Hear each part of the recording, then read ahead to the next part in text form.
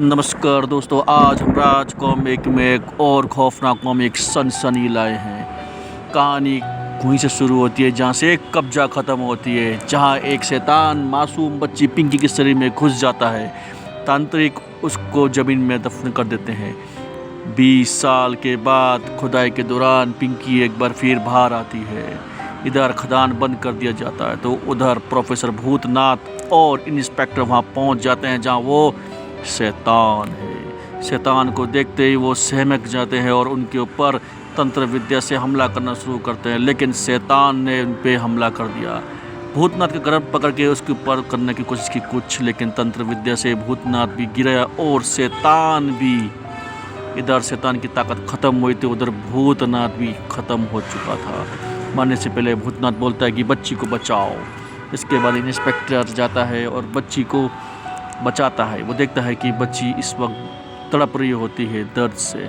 वो उसको कपड़ा पहनाता है और उसको उसके घर वाले के बारे में पूछता है। लड़की उसको बता देती है कि उसके घर वाले कौन है और वो यहाँ पर क्या कर रही है। इधर खदान से लोगों को हटाना शुरू कर दिया है ताकि वहाँ पर भीड़ ना लगे। इंस्पेक्टर ये सब देख के समझ जाता है कि अब मामला ठीक हो गया है, मगर भूतनाथ के शरीर में शैतान की आत्मा प्रवेश कर चुकी थी। इधर इंस्पेक्टर पिंकी को उसके घर वालों को सौंप देते हैं तो उधर भूतनाथ के शरीर में शैतान तबाही मचाना शुरू कर देता है।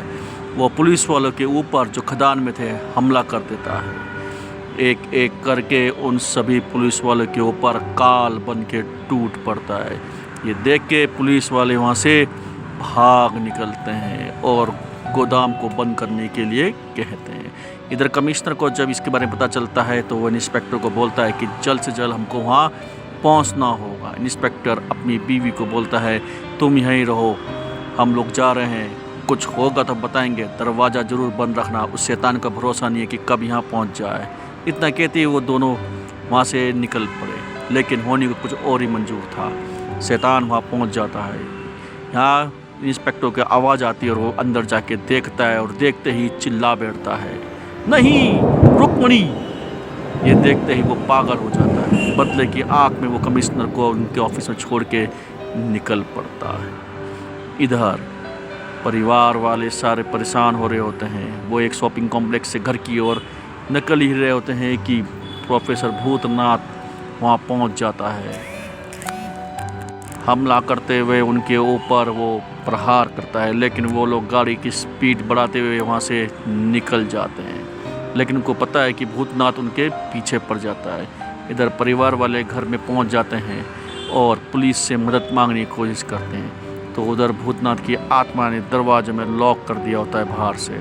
वो बाहर भी नहीं जा सकते। इधर समझ नहीं आ रहा होता है परिवार वालों को कि आखिर वो करे तो करे क्या। दिवाकर पागलों की तरह इधर उधर देखता है और मेरे बेटे को बोलता है खिड़की दरवाजे से दूर रहो, कि तभी दरवाजे में खटखटाने की आवाज़ आने लगती है। सब दरवाज़ा पकड़ना शुरू करते हैं। तभी पिंकी ज़ोर से उस शैतान के हाथ को दे मारती है। मौत हो चुकी है। कब्जा करने को शैतान तैयार हो जाता है। इधर तभी मेन हॉल की तरफ सबका इशारा जाता है। वो कहते हैं कि मेन हॉल से भी वो शैतान आ सकता है, हमको यहाँ पर रुकना होगा। ये कहते हैं कि दिवाकर बोलता है कि मैं जाऊँगा उसके पास बैठने के लिए, तुम लोग यहीं रहो। कि तभी वहाँ से आवाज़ आने लगती है। मेन हॉल का ढक्कन ज़ोर ज़ोर से उछलना शुरू करता है कि तभी ढक्कन खुल जाता है। दिवाकर दूर जा गिरता है और निकलता है इंस्पेक्टर। इंस्पेक्टर बोलता है कि मुझे दिवाकर ने फ़ोन करके यहाँ बुलाया था, लेकिन घर का दरवाज़ा बंद होने के कारण मैं मेन हॉल से निकल आया। ये इधर प्रोफेसर के पास आती है लड़की, बोलती है कि पापा जल्दी जाओ उधर, माँ और दीदी के ऊपर शैतान ने हमला कर दिया है। इधर शैतान बोलता है कि आज मुझे कोई नहीं रोक सकता बच्चे के शरीर में घुसने से। तो उधर दरवाज़ा तोड़ने की कोशिश करते हैं, दरवाज़ा लॉक होता है। इधर शैतान बच्चे के शरीर में घुसने के लिए अपनी पूरी ताकत लगा देता है। बस अब कुछ ही क्षण बाकी था। इधर पिंकी उसको रोकने की कोशिश करती है तो उधर इंस्पेक्टर बोलता है कि अब तेरा काल हो गया ख़त्म। मैं फेंकूंगा इस त्रिशूल को जिससे कि तुझे पकड़ के रखा था। त्रिशूल उसके सीने में जाके लगता है। शैतान एक समय के लिए अचंभा कर हो जाता है और वो वहीं बुद्ध बन के खड़ा रह जाता है। इसके बाद क्रॉस से उसके ऊपर अभिनियंत्रित मंत्र फूका जाता है। इंस्पेक्टर बोलता है कि इसको ताबूत में गाड़ दिया जाए और इसको ले जाके हम कब्रिस्तान में ऐसी जगह गाड़ेंगे जहाँ उसके बाद ये शैतान कभी ज़िंदगी में बाहर नहीं निकल पाएगा, और इस त्रिशूल को भी इसी के अंदर रख देंगे और एक क्रॉस बाहर लगा रहेगा। और इसी के साथ कब्जा वाला शैतान सनसनी मचाते हुए दफन हो जाता है। दोस्तों, आपको कहानी कैसी लगी मुझे कमेंट करके जरूर बताना। मिलते हैं कहानी में बैड टाइम राज।